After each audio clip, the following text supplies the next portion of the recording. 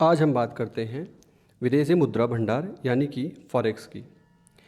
भारतीय reserve bank RBI द्वारा 4 सितंबर को जारी आंकड़ों के अनुसार सप्ताह के अंत में भारत का विदेशी मुद्रा यानी फॉरेक्स का जो भंडार है वो 3.8 बिलियन डॉलर बढ़ गया और हो कितना गया 541.4 बिलियन डॉलर। और ये जो स्तर है ये 4 सितंबर के पहले का उच्चतम स्तर है। तो इस प्रकार से 5 जून 2020 को समाप्त सप्ताह में पहली बार भारत का विदेशी मुद्रा भंडार 500 बिलियन डॉलर को पार कर गया। अब पहले ये समझते हैं कि विदेशी मुद्रा भंडार यानी कि फॉरेक्स होता क्या है। तो देखिए, किसी भी देश या अर्थव्यवस्था के पास उपलब्ध कुल विदेशी मुद्रा उसकी विदेशी मुद्रा संपत्ति या भंडार कहलाती।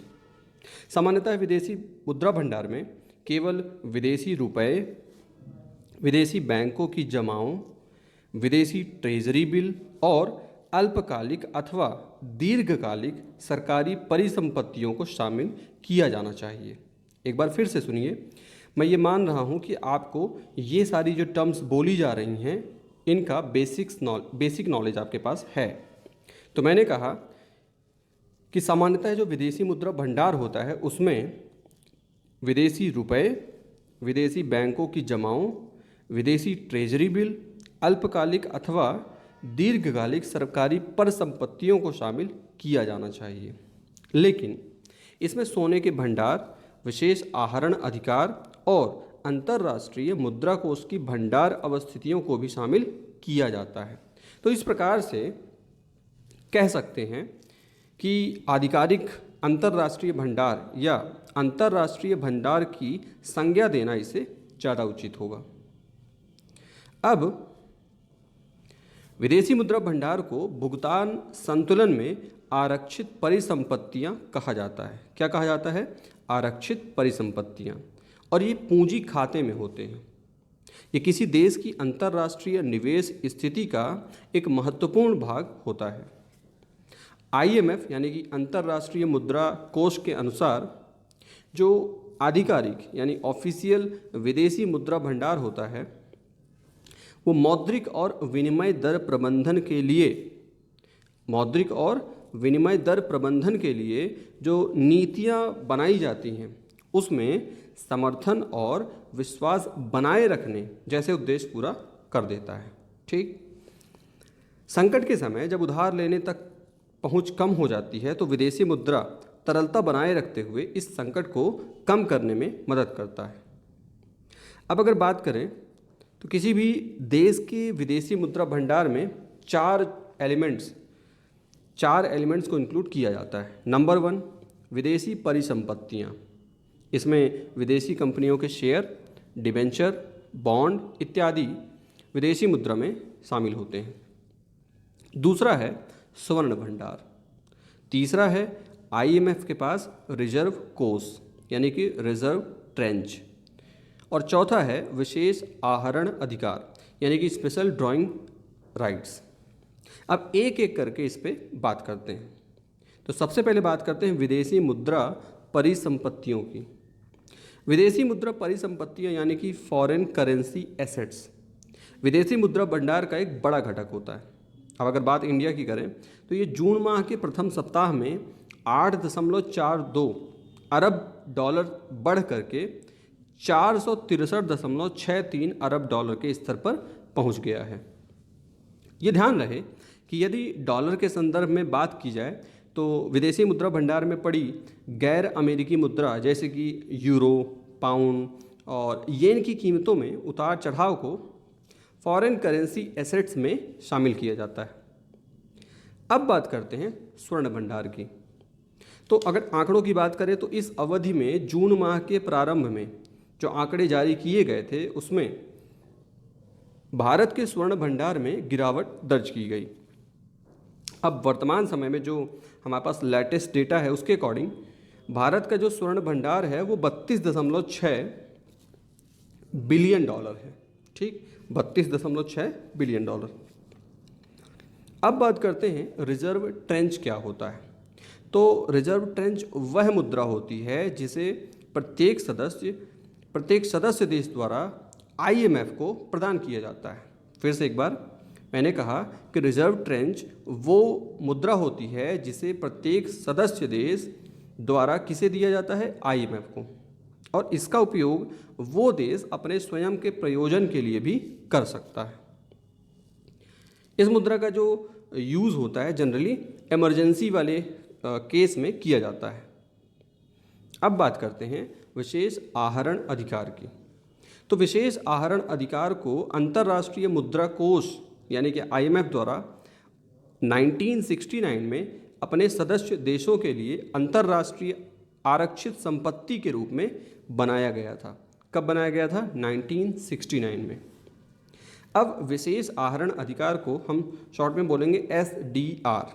तो जो एसडीआर है ना तो कोई मुद्रा है और ना ही आईएमएफ पर इसका दावा किया जा सकता है।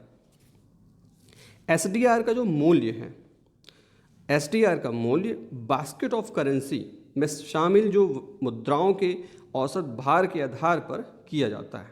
फिर से एक बार मैंने कहा कि एसडीआर का जो मूल्य है वो बास्केट ऑफ करेंसी में शामिल मुद्राओं के औसत भार के आधार पर किया जाता है।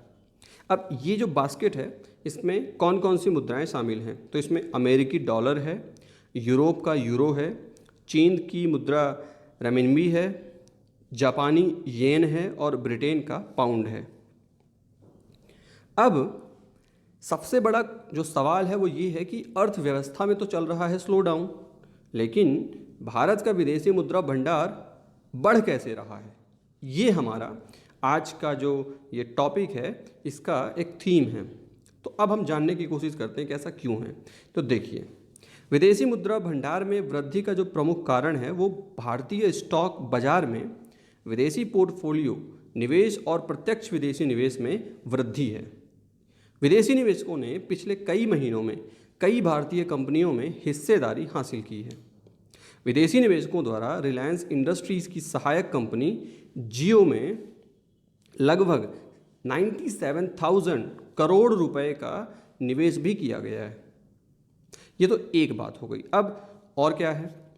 मार्च महीने में ऋण और इक्विटी के प्रत्येक खंड में से 60,000 करोड़ रुपए निकालने के पश्चात इस वित्त वर्ष में अर्थव्यवस्था में कायापलट की उम्मीद है, जिस वजह से विदेशी पोर्टफोलियो निवेशकों ने भारतीय बाजारों में वापसी की है।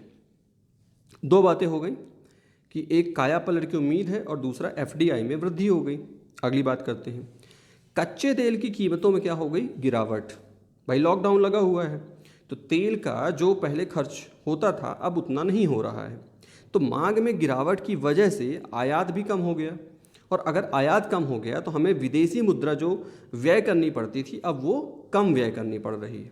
इसके अलावा लॉकडाउन की वजह से जो विदेशी प्रेषण होता था और जो विदेशी यात्राएं होती थी वो बहुत कम हो गई।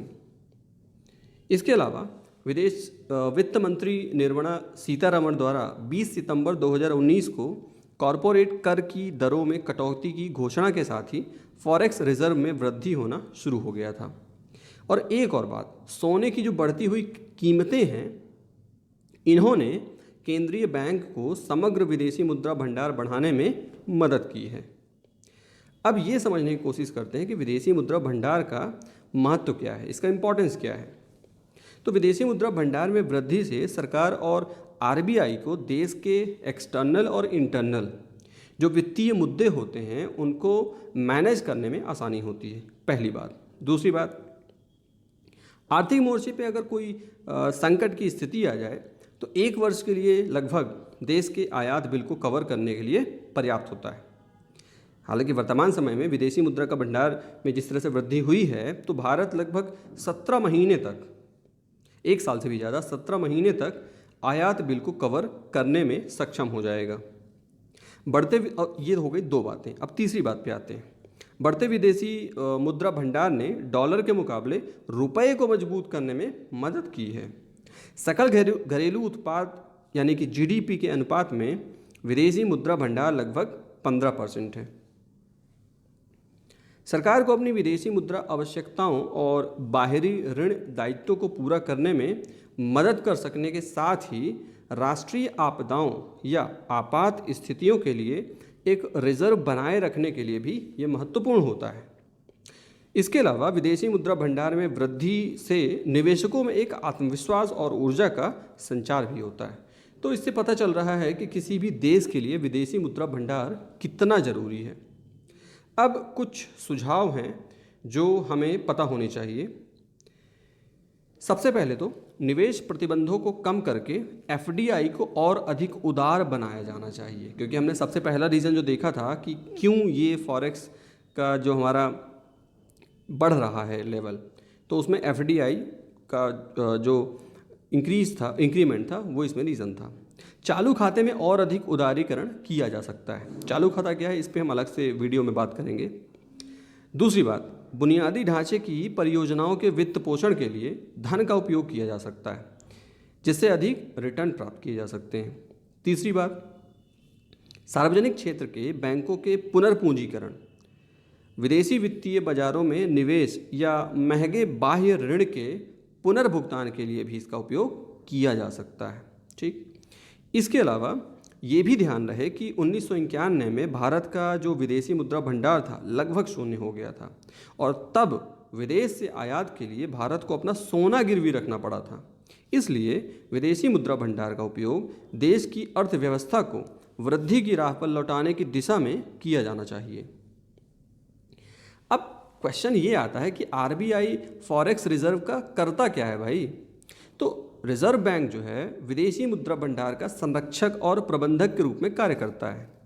साथ ही रुपए का जब ज़्यादा अवमूल्यन हो जाता है तो रिजर्व बैंक ऑफ इंडिया विदेशी पूंजी बाजार में डॉलर को बेच देता है ताकि रुपए का मूल्य स्थिर हो सके। अब अगर ऐसे क्वेश्चन आ गया कि भाई विदेशी मुद्रा भंडार के मैनेजमेंट पे आरबीआई का रोल क्या है, तो हमें ये बातें बतानी है। सबसे पहले, आरबीआई विदेशी मुद्रा भंडार के संरक्षक और प्रबंधक के रूप में कार्य करता है और भारत सरकार की सहमति से निर्मित समस्त नीतिगत ढांचे के अंतर्गत कार्य करता है। एक बात हो गई। दूसरी बात, आरबीआई विशिष्ट उद्देश्यों के लिए विदेशी मुद्रा का आवंटन करता है, जैसे कि उदारीकृत प्रेषण योजना के तहत प्रत्येक व्यक्ति को प्रतिवर्ष $250,000 तक की छूट प्रदान की जाती है। तीसरी बात, आरबीआई रुपए के क्रमबद्ध संचालन के लिए अपने विदेशी मुद्रा भंडार का उपयोग करता है। जब रुपया कमज़ोर होता है तब यह डॉलर को बेच देता है और रुपया मजबूत होने पर पुनः डॉलर को खरीद लेता है। इसके अलावा आखिरी बात, आरबीआई जब बाजार से डॉलर खरीदता है तो उसी अनुपात में रुपए का निर्गमन करता है ताकि क्या हो, बाजार में तरलता बनी रहे।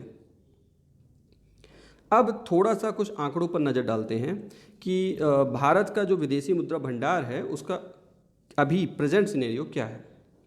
तो भारतीय रिजर्व बैंक अधिनियम 1934 आरबीआई को विभिन्न विदेशी मुद्रा आस्तियों में अपने विदेशी मुद्रा भंडार की उपलब्धता को सुनिश्चित करने का अधिकार प्रदान करता है।